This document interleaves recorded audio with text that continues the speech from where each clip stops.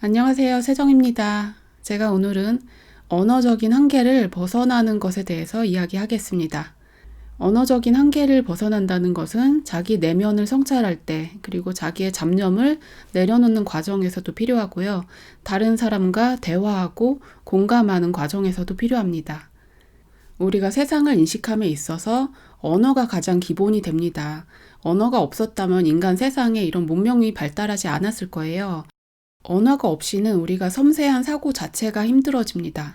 언어라는 것은 분석적인 도구이고 이 언어를 통해서 우리가 다양한 일을 할 수 있어요. 그런데 이 언어에 한계가 있다는 것입니다. 언어의 한계에 대해서는 여러분이 자료를 찾아보시면 많을 거예요.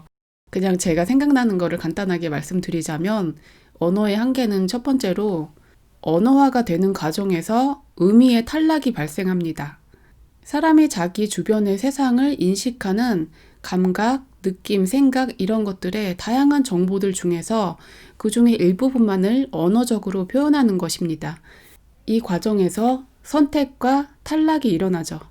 이렇게 표현은 했지만 내가 표현하지 못한 부분들도 많이 있는 것이고 언어적으로 다 번역되지 못하는 부분들도 있는 거예요. 실제적으로 내가 어떻게 느끼고 있다라는 것을 말로 한다고 해서 다른 사람이 이해할 수 있나요? 그렇지 않죠.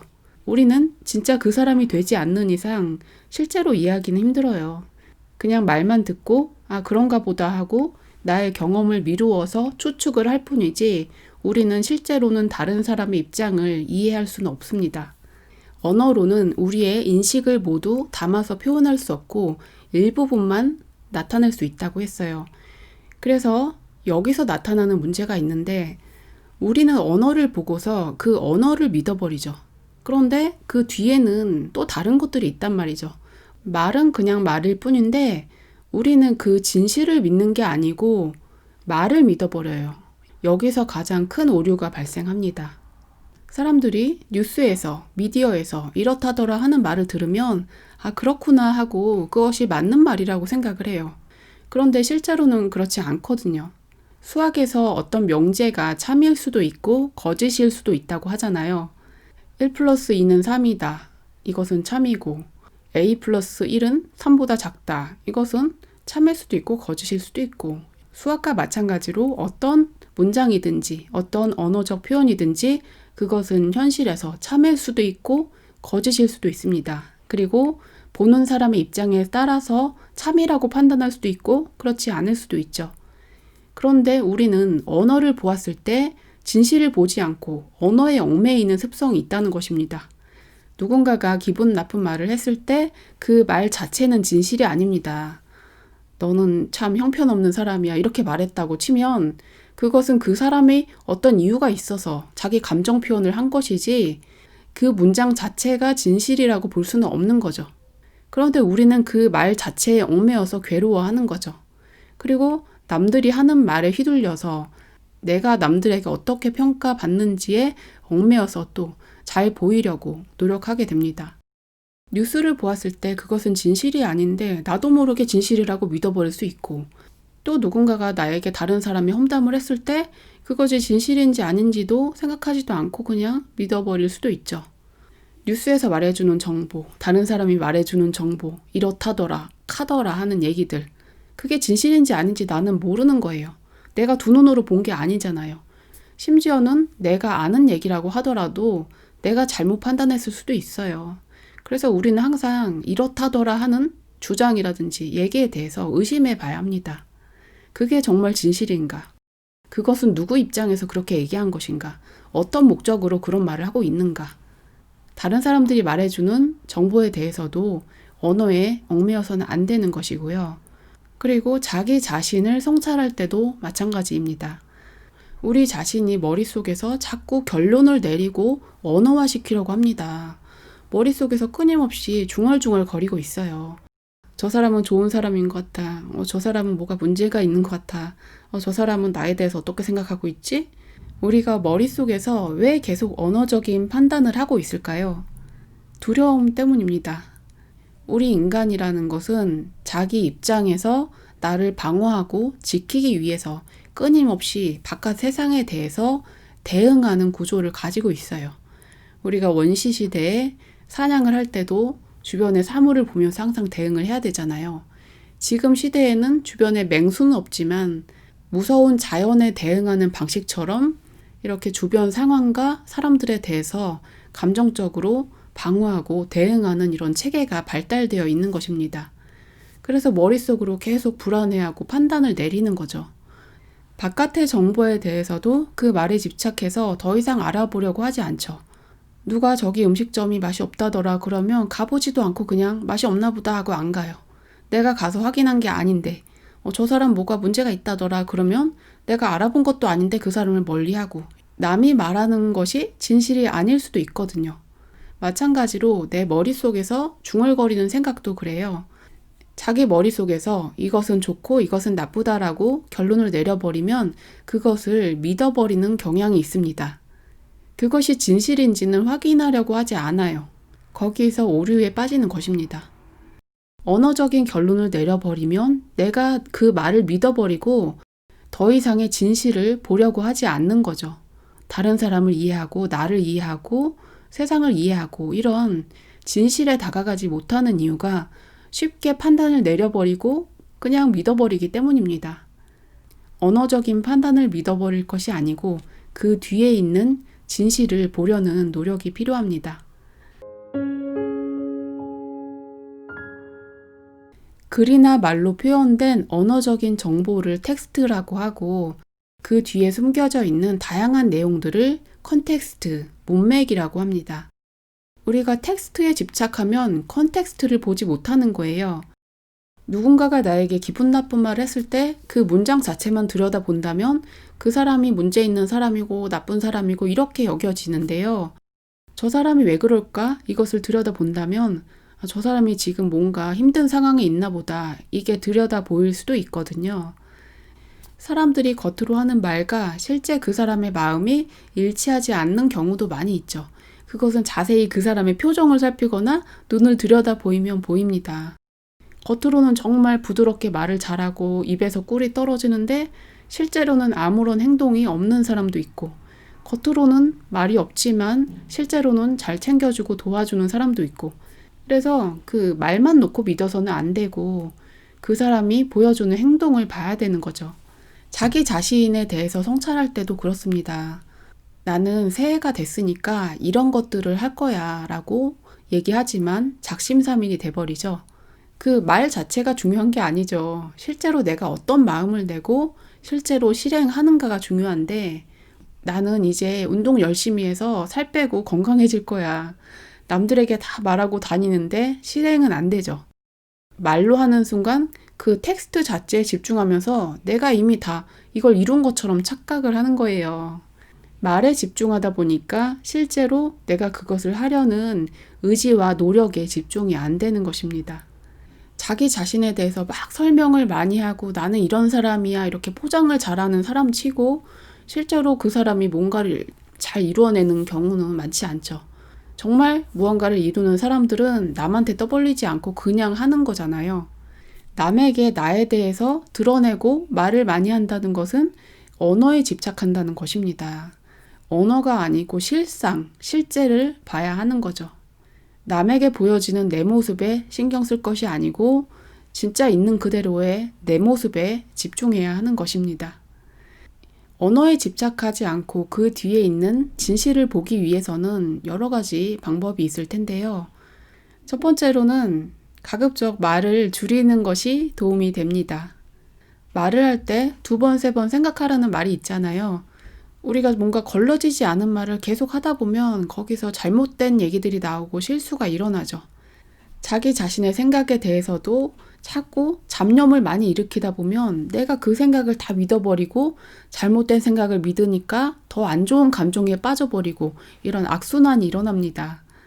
우리가 아무 말을 하지 않아도, 머리에서 아무 판단을 내리지 않아도 세상은 그냥 잘 돌아가요. 큰 문제가 없어요. 물론 현실을 살아가는 데 있어서 우리는 끊임없이 생각을 하고 판단을 해야 되죠. 실제적인 결정을 해야 되죠. 길을 걸어가는데 어느 쪽으로 가야 하지? 이 일을 하는데 어떻게 해야 하지? 지금 내가 하고 있는 일에 대해서는 현실적인 판단이 반드시 필요합니다. 그런데 지금 이 순간을 벗어난 생각들은 대부분 잡념이라는 거죠. 과거에 나를 힘들게 했던 사람들에 대해서 어쩌고저쩌고 미워하는 생각이라든지, 미래에 뭐가 잘못되면 어떡하지 하는 두려운 생각이라든지, 저 사람은 나 미워하는 거 아닐까? 내가 이렇게 하면 사람들이 싫어하겠지? 온갖 생각들은 지금과 관련이 없다는 거예요. 그런 생각들을 하지 않아도 충분히 잘 살 수가 있어요. 저 사람은 정말 대단해 보이고 그에 비해서 나는 못난 사람인 것 같다. 이런 판단이 내려질 때 그것도 언어적인 집착일 뿐이고 실제가 아니죠. 자기가 그렇게 판단을 내리고 믿어버렸을 뿐이에요. 내가 그 언어적인 판단을 믿는 순간 나의 삶이 그쪽으로 따라가게 되고 힘들어지게 되는 것입니다. 언어에 집착하지 않고 진실을 보기 위한 방법 두 번째는 자기 생각을 끊임없이 의심해 봐야 합니다. 내가 지금 하고 있는 일에 대한 생각이 아닌데 머릿속에서 떠오르는 감정, 판단 이런 것들은 항상 의심해 봐야 합니다. 이것은 좋은 것 같아. 저것은 나쁜 것 같아. 저 사람은 나를 싫어하는 것 같아. 이런 온갖 생각들 계속 의심을 하세요. 이것은 과연 진실인가? 나는 왜 이런 생각에 빠져 있지? 이런 식으로 자기 자신에 대해서 좀 더 들여다보는 거죠. 내가 지금 자신감이 없나 보다. 좀 두려움이 있나 보다. 아, 그렇구나 하고 감정을 이해를 해줘야죠. 저 사람은 정말 능력 있고 뛰어난 사람이고 나는 그렇지 못한 것 같다 라는 생각이 올랐을 때 일단 내가 왜 그 생각을 하고 있는가를 보세요. 내가 어떤 생각을 한다는 것은 실제로 세상에 그런 것이 아니고 나의 내면에 무의식에 있는 이야기들을 드러내서 표현하고 있을 뿐입니다. 그것을 심리학에서 투사라고 하잖아요. 다른 사람을 부러워하거나 시기한다는 것은 나 자신에 대한 사랑이 부족하기 때문이죠. 내가 나를 믿어주지 못하고 내가 나를 사랑해주지 못하고 그래서 자꾸 나와 남을 비교하려고 하는구나. 그런 자기 감정에 대해서 좀 이해를 해줘야 하는 것입니다. 그리고 자기에 대해서 좀 다독거려 주는 거죠. 굳이 그렇게 생각할 필요 없어. 너는 너의 길을 가고 있어. 다른 사람과 너를 비교하지 마. 너는 지금까지 열심히 살아왔고 지금도 충분히 괜찮아. 이런 식으로 자기를 100% 신뢰해주고 사랑해주고 이런 노력이 필요하다는 것입니다. 또 이런 잡념도 있어요. 지금 나의 상황이 너무 좋지 않아. 나는 이런 문제가 있고 다른 사람들은 다 잘 사는 것 같은데 왜 굳이 이렇게 살아야 되지? 이런 잡념들이 올라올 때 이것이 과연 진실인가 의심해 보세요. 반대로 생각해 보면 그렇지 않은 면들도 있거든요. 지금 내가 누리고 있는 것에 대해서도 감사할 것들이 많이 있고 지금까지 내가 살아온 모습에 대해서도 격려해 줄 것들이 충분히 많이 있습니다. 그런데 왜 요만큼의 문제나 요만큼의 단점에 집중해서 괴로워할까요? 지금 힘든 점이 있는 것은 사실이야. 그런데 돌아보면 충분히 괜찮은 점들도 있고 앞으로 노력하면 잘 될 부분도 충분히 있어. 긍정적인 쪽에 집중을 하는 거죠. 그러면 우리가 이 생각을 선택했고 여기에 에너지를 주기 때문에 이 생각이 더 커지고 우리의 현실이 좀 더 긍정적으로 바뀔 수 있는 것입니다.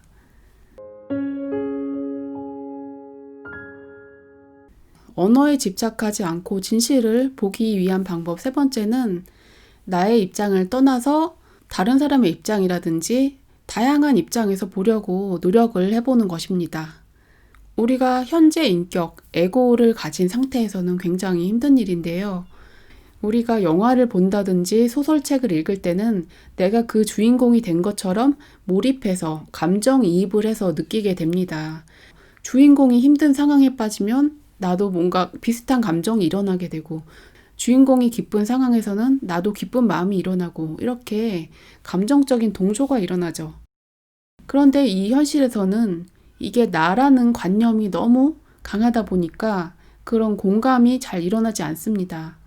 다른 사람이 슬프다, 기쁘다 이런 것에 대해서 그 사람이 슬프구나, 그 사람이 기쁘구나 이것을 있는 그대로 보는 게 아니고 자꾸 나라는 것을 가지고 나와의 관련성을 만드는 거죠. 다른 사람에게 좋은 일이 생겨서 기뻐하면 저 사람만 잘 됐고 나는 그렇지 않아? 그러면서 그 사람을 미워하게 되고 다른 사람이 슬퍼하면 나는 저런 일 안 겪어서 다행이다. 이렇게 또 나에 대해서만 생각을 하죠. 나에게 이익이 되는가 안 되는가, 다른 사람이 나를 좋게 봐줄까 그렇지 않을까, 이런 나라는 것에 집중하기 때문에 다른 사람에 대한 온전한 공감이 일어나지 않고 세상을 있는 그대로 보기가 힘들어지는 것입니다. 불교에서는 아상을 버리라고 하잖아요. 에고를 버리라는 것인데요. 에고를 완전히 버리긴 힘들죠. 우리가 이 육신을 가지고 살아가는 이상 육신의 생존을 위해서 아상은 필요하기도 합니다. 그런데 이 에고에서 조금이라도 벗어나 본다면 그 자유를 느낄 수 있어요.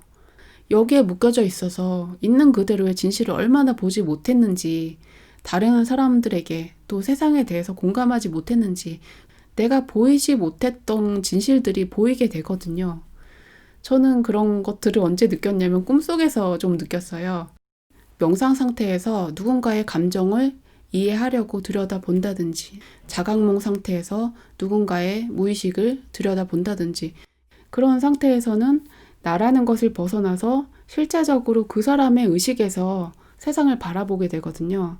그 사람이 느꼈던 감정이 어떤 것인지가 있는 그대로 나에게 느껴지기 때문에 그렇구나라고 이해하게 되는 거죠. 이것은 일종의 정신적인 기법이기 때문에 자기가 연습을 많이 하면 그 능력이 늘어나게 됩니다. 내가 강아지나 고양이를 키우고 있다면 내가 그 강아지, 고양이가 되었다고 생각하고서 그 상상을 계속 하다 보면 실제로 걔가 어떻게 느꼈는지가 딱 느껴지는 순간이 있어요. 집중하는 상태에서 그 사람의 마음을 느껴보려고 노력을 해보세요. 그럼 심지어는 남편이 어떤 여자를 만났었는데 그 여자는 어떤 생각을 했었는지 그것까지 다 느껴지거든요. 그 사람도 그런 나름의 이유가 있었겠구나, 이런 게 다 느껴지다 보니까 내 입장에서만 바라보게 되지 않는 거예요. 이게 참 이상하죠? 한 7년 전쯤의 일인데 남편이 집에 1시간 정도 늦었어요. 그런데 뭔가 느낌이 이상해서 가봐야겠다. 그때 첫째랑 둘째가 6살, 3살 이랬는데 둘째는 유모차에 태우고 유모차 막 밀면서 얘들아 아빠 찾으러 가자. 그리고 갔어요. 가는데 저기 횡단보도에서 걸어오더라고요. 저기 근처 커피숍에서 채팅한 여자랑 얘기를 하고 온 거예요. 제가 집중하고서 들여다보니까 그 사람이 까만 원피스를 입고 나왔고 조마조마한 마음으로 얘기를 하고 있었던 게 느껴지는 거예요. 그 사람은 뭔가 이혼녀였고 내가 뭔가 좋은 기회를 잡아볼 수 있을까? 이런 마음으로 얘기를 하고 있던 그 감정이 저에게 다 와닿는 거였어요. 제 입장에서 보면 이해가 안 되는데 그 사람 입장에서 보면 그럴 수도 있겠구나. 그게 보이는 거였어요. 그리고 제가 어렸을 때 아버지에게 동생을 살짝 밀쳤다는 이유로 아버지가 저를 쇠로 된 연탄집게로 다리를 막 때려서 막 피가 났던 적이 있었거든요. 그때는 아버지가 정말 무섭고 싫고 그랬는데 지금 어른이 된 입장에서 아버지의 마음은 어떤 것이었을까 하고 그 입장에 들어가 보는 거예요. 명상을 한 상태에서 그 마음을 느껴보면 이해가 좀 되는 거였어요. 아버지는 왜 그렇게 매일 술을 먹었을까? 아버지는 왜 아들만 이뻐하고 딸은 함부로 대했을까? 아버지도 양아버지에게 학대를 받고 자랐고 그 양아버지의 친자식이었던 동생과 차별을 받고 자랐던 거예요. 아버지 본인도 마음에 상처가 있었기 때문에 자기 아이들에 대해서 편애하는 것이 있었구나, 이런 것을 알게 되었습니다. 세상 사람들의 다양한 감정, 보여주는 모습들, 그걸 바라보면 무엇은 옳다, 무엇은 틀리다, 이런 것은 없어요. 내가 그 입장에서 생각해 보면 그 사람 입장에서는 그럴 만도 하구나, 그럴 만한 이유가 있었겠구나 하는 것이 조금씩 보이는 것입니다. 물론 비도덕적이거나 잘못된 일들도 있겠지만 남들에게 비난받을 문제가 되긴 하더라도 그 일이 일어난 원인은 분명히 있다는 거죠. 잘못된 행동까지 두둔하라는 것은 아니고요. 그 사람이 왜 그런 상황에 놓이게 되었고 그런 생각을 하고 그런 행동을 했는가, 우리가 그 겉모습만 볼 것이 아니고 좀 더 깊이 들여다본다면 언어적인 내용만이 아니고 그 뒤에 있는 진실을 볼 수 있다는 것입니다. 지금까지 말씀드린 것을 정리해 보자면 이런 것입니다. 언어라는 것은 한계가 있고 우리가 언어를 믿어버리는 순간에 그 뒤에 숨겨진 내용들을 보지 못한다는 것입니다. 사람들은 어떤 말을 들었을 때 그것이 진실인지 의심하지 않고 믿어버리는 경향이 있습니다. 남들의 말도 그렇고 나 자신의 판단에 대해서도 그렇습니다. 부정적인 생각이나 잘못된 생각에 끌려갈 수 있는 것이죠. 다른 사람들이 어떤 말을 하든지 나의 머릿속에서 어떤 판단이 일어나든지 그것을 그대로 믿을 것이 아니고 이것은 과연 진실인가? 나는 왜 이런 생각을 했지? 저 사람은 왜 저런 생각을 했지? 그 상황 자체에 대해서 좀 더 들여다봐야 한다는 것입니다. 언어를 넘어서 그 뒤에 있는 상황에 대해서 탐구하게 될 때 우리는 텍스트를 벗어난 문맥에 대해서 이해하게 되는 것입니다. 언어를 벗어난 진실을 보기 위한 방법 3가지 설명했는데요. 첫 번째는 일단 내가 말을 많이 하는 버릇을 줄이고 걸러서 생각하고 걸러서 말하고 이런 버릇을 들이면 도움이 되는 것이고요. 두 번째는 남들의 말이나 자기 자신의 생각을 끊임없이 의심을 하라고 했습니다. 이것이 진실인가? 왜 이런 생각을 했지? 계속 들여다본다면 그 말이 아니라 그 말 밑에 숨겨진 그 사람의 감정은 무엇인가? 이런 판단에 숨겨진 나의 감정은 무엇인가? 이 감정이라는 진실에 닿는다는 것입니다. 겉으로 드러내는 판단은 우리의 에고가 중얼중얼 자기를 방어하기 위해서 내뱉는 것일 뿐 실제적인 내면의 감정은 그것과 다르다는 것입니다. 세 번째는 나의 관점을 벗어나서 다른 사람의 관점에서 보도록 시도를 해보시라는 것입니다. 명상 상태에서 실제 그 사람의 감정이 어땠을지 천천히 느껴본다면 실제적으로 에너지적으로 느껴질 수가 있어요. 모든 사람이 자기만의 시점에서 바라보고 있기 때문에 나의 입장이 옳다거나 누군가의 입장이 옳다거나 옳다 그르다를 따질 것이 아니고 소설을 읽듯이 영화를 보듯이 그냥 그렇구나 하고 인정해 줄 수도 있다는 것입니다. 제가 언어적인 한계에 대해서 왜 이렇게 관심을 가지고 있느냐면 어렸을 때 기억이 있기 때문입니다. 제가 한 3살 때까지는 언어를 떠나서 생각하는 방식을 가지고 있었어요. 그런데 말을 배우게 되면서 그것을 잊어버리게 되었고 이것을 잊어버리지 말아야지 하고 계속 생각했지만 결국에는 그것을 잊어버렸어요.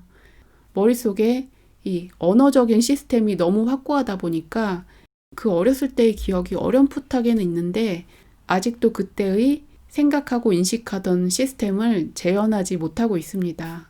이런 얘기는 좀 이상하게 들리겠지만 저는 태어나서 아기 때부터 부모님이나 사람들의 얘기를 다 이해하고 알아들었어요.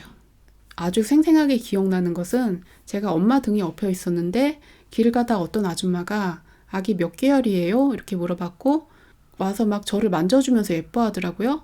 그때 엄마가 9개월이에요 그랬는데 저는 그때 이 사람의 생각과 엄마의 생각과 어떤 의도로 얘기했는지 그런 게 다 느껴졌던 거죠.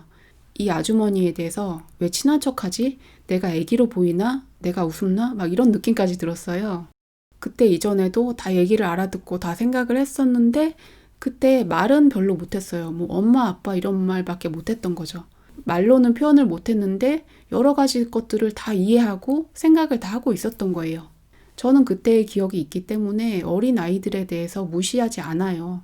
말을 못하는 것은 단지 말에 대한 그 언어적인 부분이 발달이 덜 돼서 그런 것이지 세상을 인식하고 이해하고 느끼고 이런 것들은 아기들도 다 있다는 거죠. 제가 말을 배우기 이전에 생각하던 방식들은 말이 없이 생각하는 것이었어요. 우리가 어떤 복잡한 생각을 하든지 언어가 없어도 그것을 알 수가 있거든요. 그것은 연습을 한번 해보세요.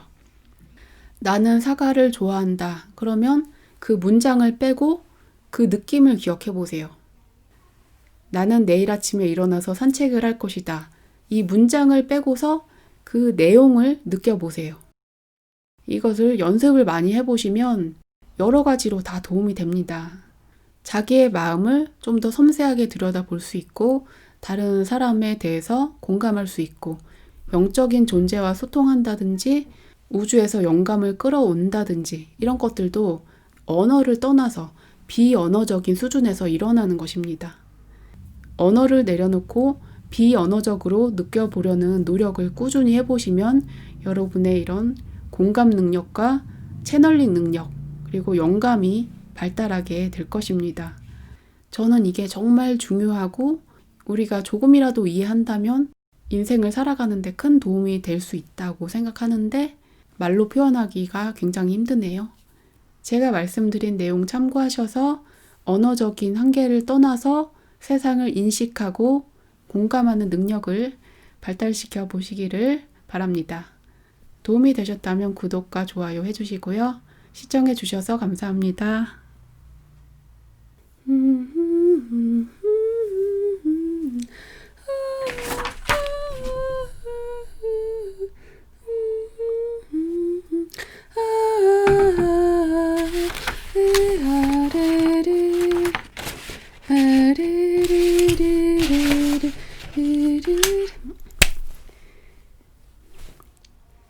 안녕하세요, 세정입니다.